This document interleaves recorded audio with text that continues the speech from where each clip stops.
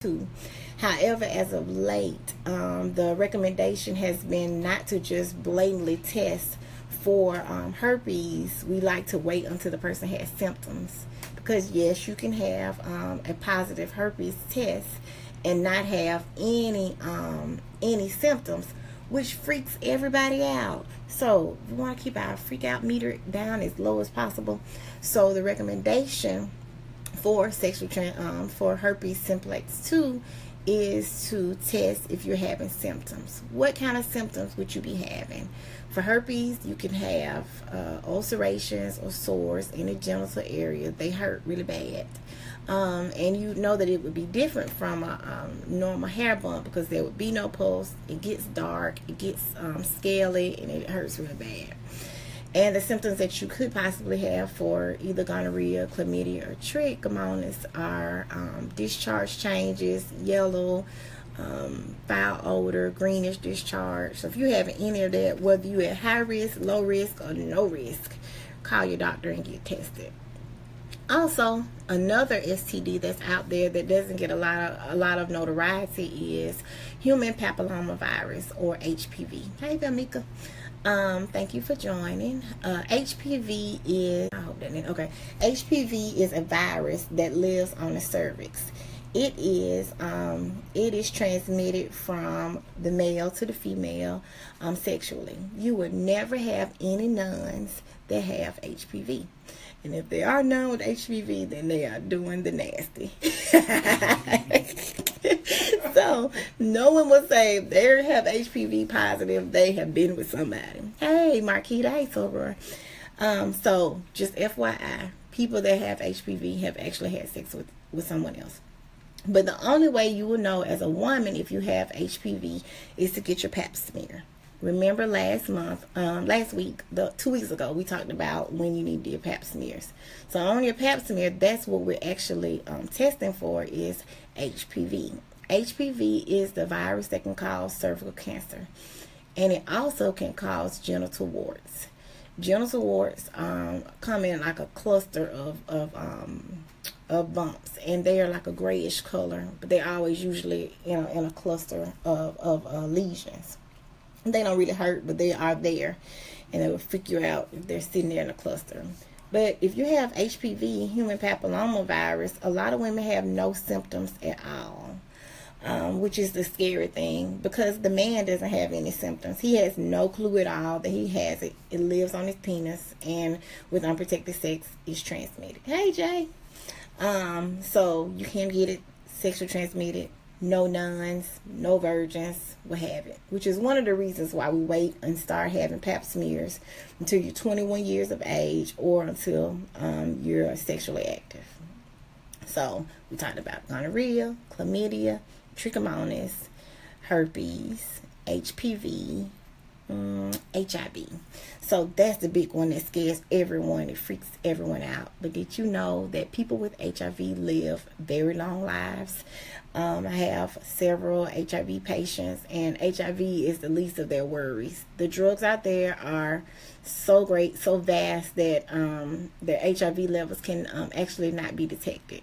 So you should get your HIV tested once a year if you're low risk. If you're high risk, which we talked about, high risk are those that have men who have sex with men, bisexual individuals, and those who have unprotected sex.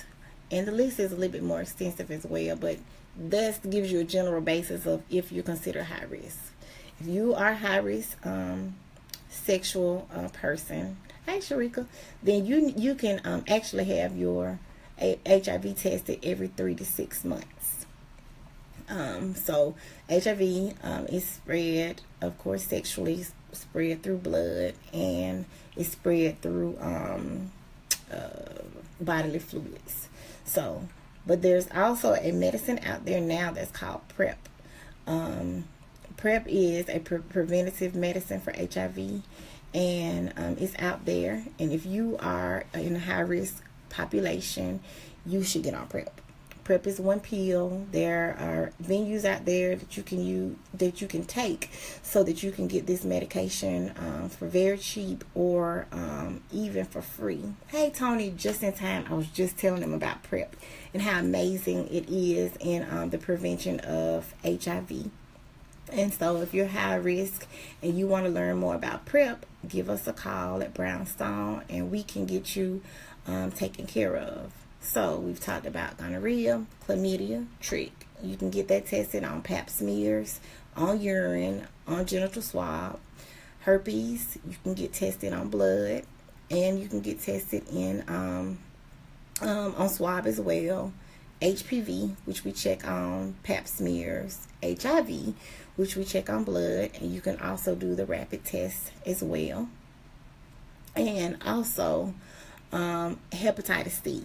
Everybody that's watching the soap operas out there, there's tons of hepatitis C commercials out there, and everyone comes in my office and they're like, oh my gosh, do I need to be checked for hepatitis C because I saw it in the middle of Young and the Restless?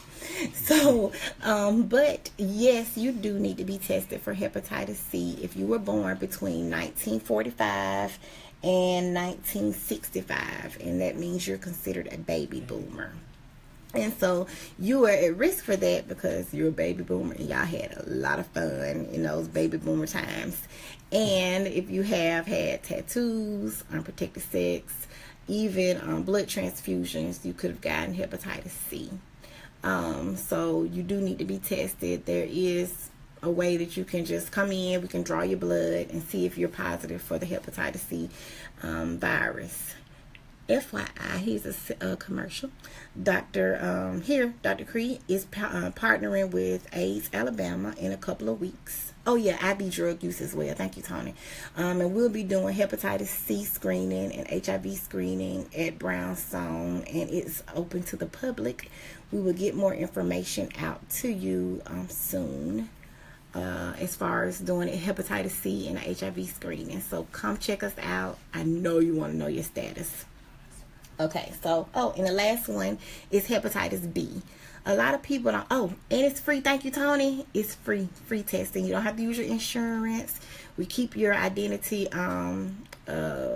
anonymous, confidential, and you will have good counseling there as well. The last one is hepatitis B. People do not think that hepatitis B is a sexually transmitted disease, but it actually is.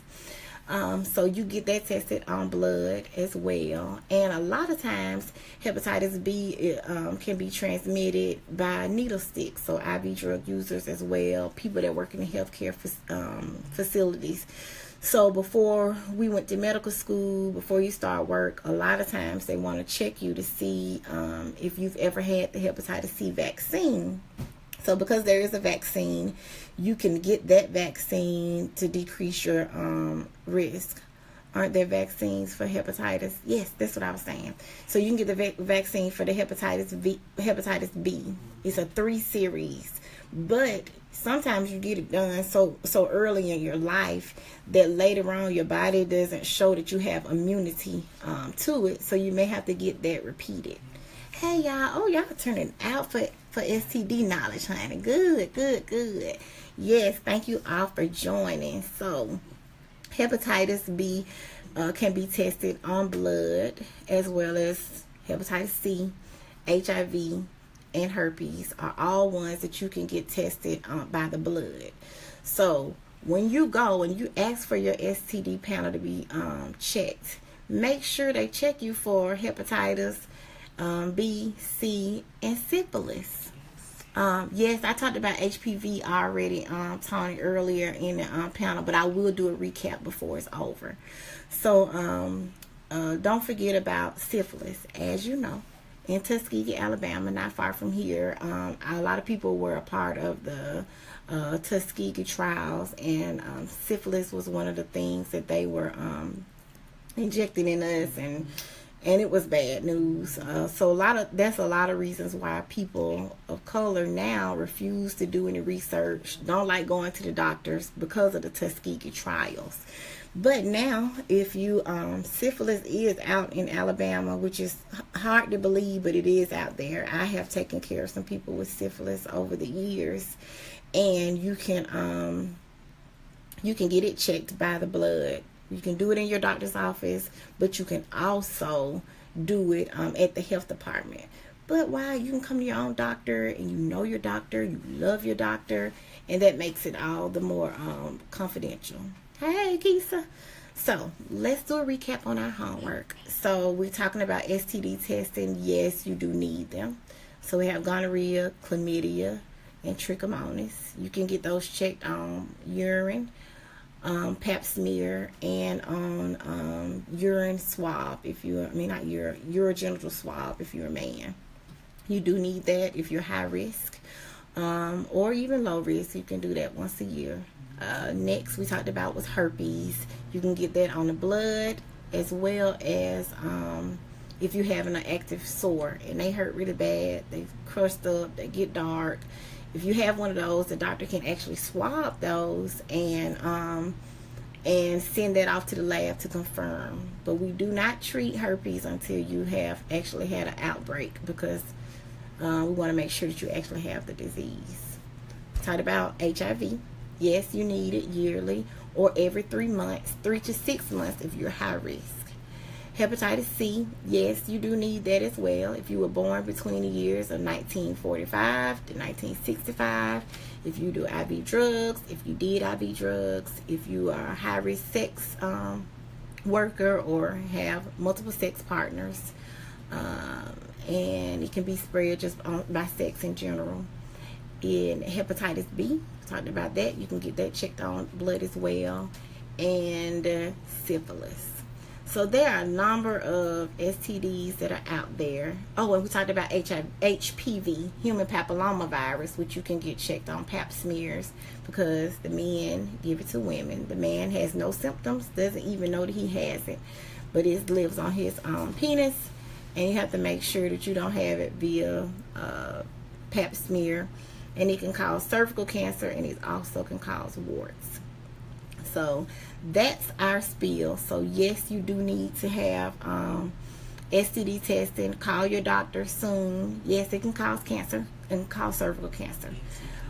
So we have to be careful, because African American women die at alarming rates of cervical cancer compared to other races. So we definitely need to be getting out those pap smears done so you can get screened for human papillomavirus. So that's the rundown on STDs. And don't forget that on July